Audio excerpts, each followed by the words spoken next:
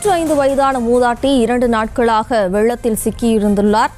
தகவல் அறிந்து அதே பகுதியை சேர்ந்த இளைஞர்கள் மூதாட்டியை மீட்டுள்ளனர். தற்போது அந்த மூதாட்டி அளித்த பேட்டியை நாம் பார்க்கலாம். ஆமாய்யா, நிறைய கழுத்துக்கு வந்துருச்சியா.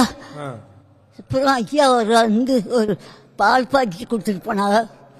அதை காய்ச்சி இந்த உயரமா சாண்டு கணக்கா இருக்கும்ல, அதில் செவ்வ வச்சு அதை குடிச்சுக்கிட்டேன். நான் கட்டெல்லாம் உயரம் மிதக்குது, மரக்கட்டு போச்சு, எல்லா சாமானும் போச்சு. அப்படிட்டா அரிச்சிட்டு போயிடுச்சு. தண்ணி ஒரு சாமான் கிடையாது. தண்ணி தண்ணி கூட சோர்வுங்கிற சட்டி எல்லாம் போயிடுச்சியா. நான் என்ன செய்ய போறேன்னு தெரியல ஐயா.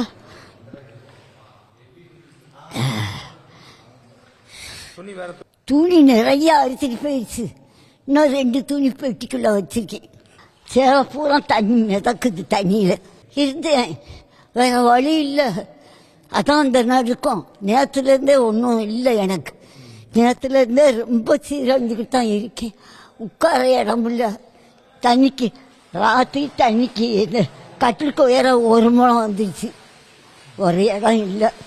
பறக்க முடிச்சுட்டு சாண்டு போட்டுப்பாங்கள்ல, கருப்பு சாண்டு, அதில் போய் உட்காந்து ஒரு ஸ்டவ்வை பற்ற வச்சு தீயை போட்டு கையை காமிச்சுக்கிட்டே இருந்தேன். 2 கையை இப்படி காமிச்சுக்கிட்டே இருந்தேன். ஆனால் உட்கார முடியாது. ஆப்ரேஷன் பண்ண கால் கீழே விழுந்து நொறுங்கி அப்போ பெரிய ஆஸ்பத்திரியில் ஆப்ரேஷன் பண்ண கால். கண்ணு கொஞ்சம் காண தெரியும், கிட்ட போனால் தான் தெரியும், எப்படின்னா தெரியாது. காது கூட வளக்குள்ள தான் கேட்கும். அது சத்தமாக பேசணும், அப்போ தான் காது கேட்கும். ஒரு சோர்வு திங்கிற இனம் வந்து அரிச்சு போயிட்டு குடம்பானையெல்லாம் காணோம், ஒன்றையும் காணோம். எல்லாம் தண்ணி கொண்டு போயிடுச்சு.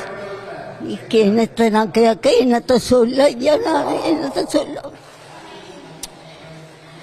வேலை வெட்டி பார்க்க முடியாது, வயசுக்கு மேலே வேலை பார்க்க முடியாது.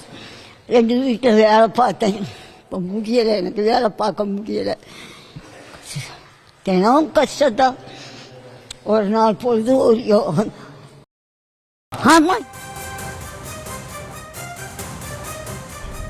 2 நாட்களாக வெள்ளத்தில் சிக்கியிருந்த மூதாட்டி தற்போது மீட்கப்பட்டுள்ளார். இது தொடர்பான விவரங்களை தருவதற்காக நமது செய்தியாளர் ராஜேஷ் இணைகிறார். வணக்கம் ராஜேஷ், அந்த மூதாட்டி எவ்வாறு மீட்கப்பட்டார்? விவரம்.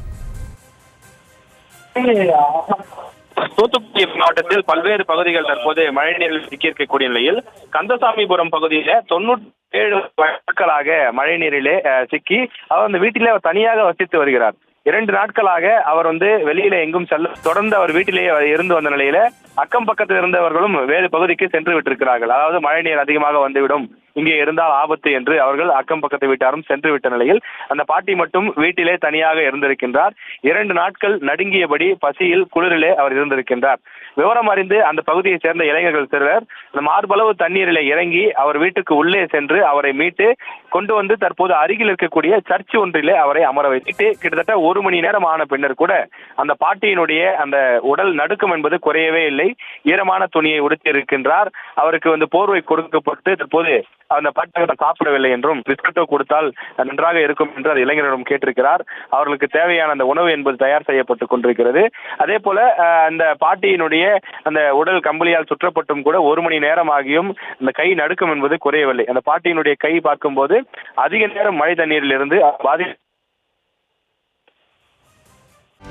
செய்திகளை உடனுக்குடனும் துல்லியமாகவும் தெரிந்து கொள்ள சப்ஸ்கிரைப் பண்ணுங்க.